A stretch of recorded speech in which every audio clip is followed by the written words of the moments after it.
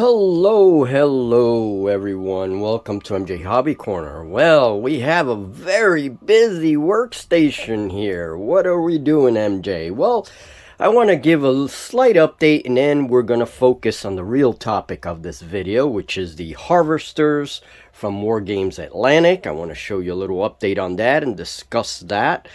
But I'm going to show you guys a little bit of what's going on here.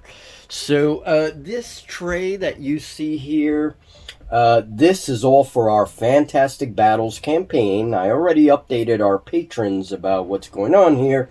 And Julie slaved away and made trays, magnetic trays. She learned how to make them, and she made a bunch of these trays. Helped me out a lot, and so we got all of these figures magnetized the way I like them. And make sure that this is in camera. There we go. And so I have, figures magnetized the way I like them. And I still have to do some touch-ups, but that's pretty much all done, all right? And let me just raise this a little bit.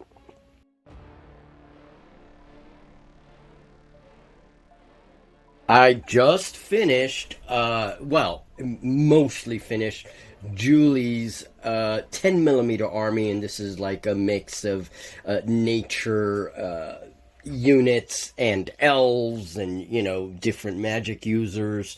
Some of the trays still need to be painted, a little bit flocked. These are all magnetized. This is my 10mm armies, and now I'm working on my orcs. But this is Julie's. That's already pretty much finished. I just have her cavalry units here, which I'm finishing up. And I'll probably get them finished by this weekend, and then they'll be magnetized. And Julie's army will be done in 10mm.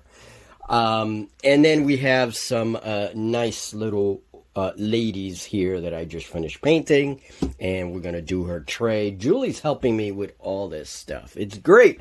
I finally have some help. She base coats things for me, and she also builds the trays for me. That's a huge help. I have some Myconids here. Shout out to Terrainaholic. Thank you for that donation. And we have some of GW's Dryads here. I love these guys, and we're getting them ready because they will become part of our Fantastic Battles campaign as extra units and so forth. Even though we are playing 15mm, that's okay. These guys can represent big monsters. So let me show you where I am with the harvesters. Here I have a pose that I was able to make with this figure. I just made little holes in the base, kind of inserted the sharp tip in there, and glued it up. And these figures go into a cabinet. They're very well protected. It's a cabinet, a glass cabinet in my big studio, and so I'm not worried about this pose necessarily. One of the criticisms that the tips here are a little bit too sharp, and there's not a lot of glue surface there. And I do agree with that. It would have been nice if they took the rear legs, for example, and added some kind of debris with a flat surface that you can really glue, and then they'll be perfect. I don't agree with some of the things said about the joints. Yes, they're a little problematic because they're very shallow joints there. But like I said, and I've been doing this a lot of years, I'm going to say that. Warlord Skellies. If you've put together both of these kits and you can compare them, you know that Warlord Skellies are some of the most difficult models to put together. Why did they do that? I don't know. They're actually excellent little skeletons, but man, are they difficult. So I use a little bit of a white tacky glue. I use a stick or something to apply the glue, and then I mix it with a little bit of super glue, whatever super glue I'm using. And so what I do is on the actual joints, right in here, I put, say, a little bit of white glue, and it has to be a very small amount. And then on the other leg, on the leg, I add the super glue. And when those things join together, they form a very good and fast bond. Okay, so it's helped me over the years. Again, it's just an opinion of mine, but I've always used it and will probably use it, you know, for as long as I'm building models. I've used it on some of my pewter miniatures as well. Pewter miniatures can sometimes be very difficult, but I also use milliput, and I use a tiny bit of milliput and then put a little super glue on the other end, and that works beautifully as well. All right, so you use whatever you want. You can use milliput for these models if you want to help put them together in such a way that they come together nicely. You can definitely use milliput. All right, so I just wanted to give you guys an idea of what these harvesters look like. Some of these are not glued yet because I'm going to paint the base first, but you can see you can put them in different poses. Now, to me, these things look like crustaceans. That's just me. They kind of look like mole crabs a little bit. If you've ever seen mole crabs, or like toad crabs, or any of those critters. But I've been looking online for crustacean color patterns, and that's what I'm going to do. I'm going to kind of make some nice color patterns on these guys. This is only the base coat. Okay, here's another shooter.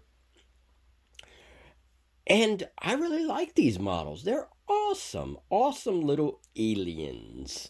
And we have a lot of ideas on how we're going to use these. Julie saw these and she's like, "Oh, my sea elves! They could have new sea critters, new crabs or whatever." See, they look like crabs to her too, with the exception of these guys. These guys look almost more toad-like, or I don't know. They're a little bit different. But they could be a different life stage or whatever. Now these guys have their own lore and all that in Wargames Atlantic, but obviously we use them in a variety of different games because that's how we play. We play miniature agnostic games. So I just want to again say that you do have to be very careful with left and right appendages. However, I did mix a couple. I did mix a couple. This one here. I mixed one of the appendages by accident, and then I was like, you know what? I kind of like that. I kind of like that the claw is in a slightly different position. This one should have been probably on this side, but that's okay. It kind of came out good. It's like the joint here, at the middle joint here, is tilted a little bit, and it just gave the claw a different pose, And so, I mean, it's up to you how much you want to experiment. But I will say that, yes, I do agree with some of the criticism that this thing has no instructions. So if you're a new modeler, it may be a little trickier, right? If you haven't built a lot of these Wargames Atlantic kits, they do have left and right. But there's no instructions, and I wish there were some instructions to this thing. But you know what? And this was a gift, by the way. This was a donation from a lovely supporter. And no, I'm not throwing shade on it. I do appreciate the kit very much. But as a modeler, these are things that I do want to add. Yes, I agree with some of the criticisms, but I think some of it goes a little overboard. Like I said before, if you've ever built Warlord Skellies and you've managed to get those things constructed, these will be no problem because Warlord Skellies are probably some of the more difficult models that I've put together in a long time. And I have a whole army box of Warlord Skellies that I'm going to tackle very soon. But anyway, I just wanted to show these guys. I am going to show the fully painted figures, and in the final video, what I think I'm going to do is I'm going to show you all the different armies that I'm going to put together with these guys, because I have some bugs in my miniature collection that I think will go really good with these guys. And of course, these are going to be used in role-playing games and games like, 5 Parsecs from Home, and there's a bunch of games. Maybe even the Aliens RPG. This kit doesn't bring bases. Okay? So, again, these are things that are very important for would-be, modelers to know about this kit. These bases were bases that were gifted to me, and I decided to use them. I do have a lot of bases in my collection, a lot of bases that people have donated and all that. So I have plenty of bases to complete this kit. Yes, you will need bigger bases.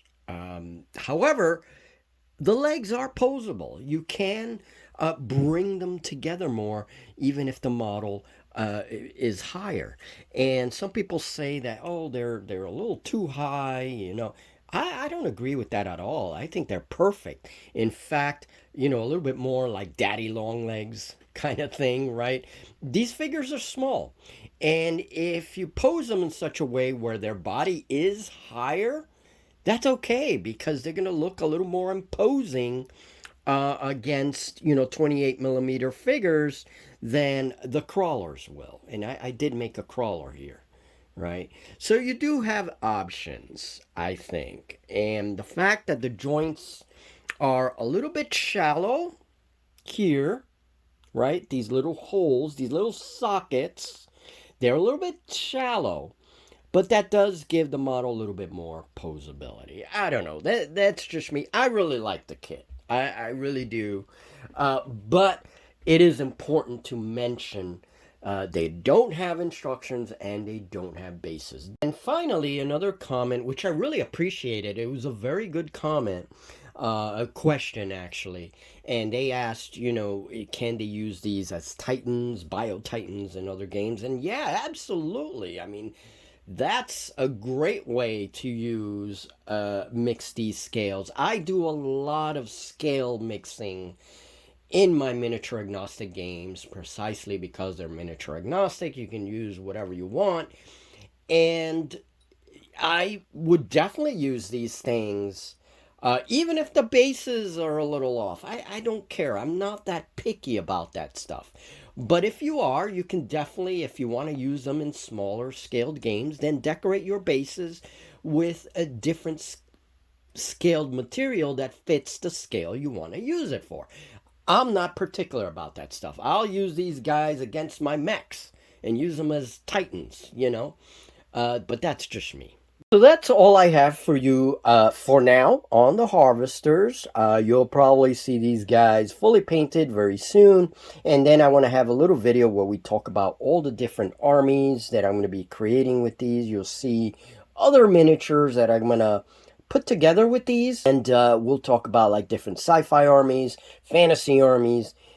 These guys can be used in a wide variety of different ways. And I'll invite Julie into that discussion so she can talk about her sea army and, how she would use these guys.